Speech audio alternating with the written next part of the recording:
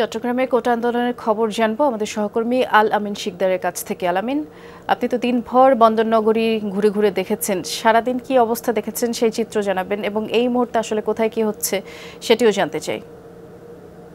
সারাদিনের কথা যদি বলতে চাই, সকাল থেকে 10টা সাড়ে 10টা পর্যন্ত নগরীর যে পরিবেশ সেটা বলতে পারি যে একদম শান্ত ছিল। তবে সকাল থেকেই যানবাহন চলাচলের যে বিষয়টি সড়কে, সেটি একদম যে ছুটির দিনগুলোতে যে যানবাহনের চাপ অনেকটা কম থাকে না, তার থেকেও অনেক বেশি কম আমরা দেখেছি। একেবারেই ফাঁকা বলা যায়।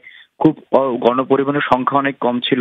সাধারণ মানুষের চলাফেরার ক্ষেত্রে আমরা দেখেছি যে একটা ভোগান্তিতে পড়তে হয়েছে। এবং 11টার দিকেই নগরীর যে অন্যতম প্রবেশদ্বার বলা হয়, অর্থাৎ প্রবেশ গেট, শাহ আমানত সেতু এলাকা, যেটা চট্টগ্রামের মানুষের কাছে কাছে একটা পরিচিত হচ্ছে নতুন ব্রিজ নামে, সেই জায়গাটিতেই কিন্তু কোটা আন্দোলনকারী যারা আছে, কোটা সংস্কারের জন্য যারা আন্দোলন করছে, তাদের সাথে পুলিশ এবং কোটা বিরোধী যে আন্দোলনে যারা নেমেছেন, এই তিন পক্ষের বলা যেতে পারে একটি সংঘর্ষের সৃষ্টি হয়। এবং সেটা মোটামুটি বলতে গেলে এক প্রকার রণক্ষেত্রে পরিণত হয়। কখনো দেখছি যে কোটা আন্দোলন যারা নেমেছেন তারা যেভাবে হামলা করছেন, ঠিক পাল্টা দেওয়া সবই কিন্তু হচ্ছে।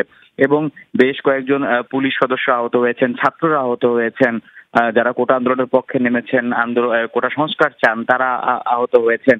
এই বিষয়গুলোই কিন্তু আমরা দিনভর দেখেছি। এবং পুলিশ সদস্যদের পাশাপাশি বিজিবিরও একজন আহত হয়েছেন, এটাও আমরা দেখেছি। এবং সময় যত গড়াতে থাকে, ঠিক 12টা সাড়ে 12টা 1টার দিক থেকে পরিস্থিতি আরো গুমুট হতে থাকে। এবং সব থেকে বেশি পরিস্থিতি খারাপ হয় মুরাদপুর ও 2 নম্বর গেট যে এলাকাটি রয়েছে সেই জায়গাটিতে। সেখানেও আমরা দেখেছি যে কোটা আন্দোলনকারীরা ঠিক নতুন ব্রিজ অর্থাৎ শাহ আমানত সেতু এলাকায় যেভাবে অবস্থান নিয়েছিল, বিক্ষোভ করছিল, ঠিক একইভাবে মুরাদপুর এলাকাতেও তারা বিক্ষোভের অংশ নেয় এবং পিকেটিং শুরু করে। ঠিক সেই সময় কিন্তু কোটা আন্দোলনের বিরুদ্ধে যারা, তারাও সেই জায়গাটাতে অবস্থান নেয়। পুলিশ আর কোটা বিরোধী যারা রয়েছেন তারা একই জায়গায় অবস্থান নেয়। এবং কোটা সংস্কার যারা চান তারা ভিন্ন দিক থেকে ধাওয়া পাল্টা দেওয়া কয়েক পক্ষে চলে। এবং আপনি আরেকটা প্রশ্ন করেছেন যে বিষয়ে আপনাকে জানিয়ে রাখি, সেটা হচ্ছে যে আইনমন্ত্রী হয়তো যে ব্রিফিংটি করেছেন এবং সেখানে জানানো হয়েছে যে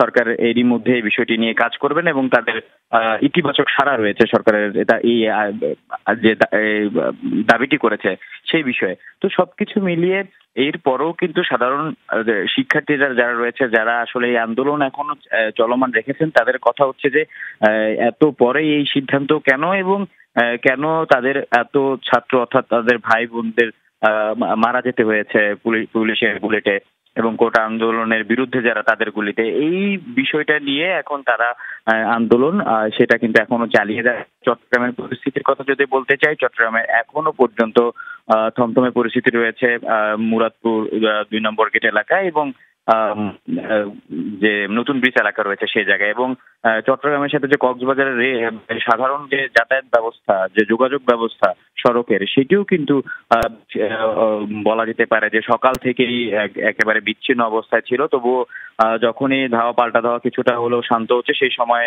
পুলিশ এবং র্যাবের আমরা দেখেছি, র্যাব কিছু আমাদের কাছে ফুটেজও পাঠিয়েছে, তারা এটি স্বাভাবিক করার চেষ্টা করছে। বৃষ্টি।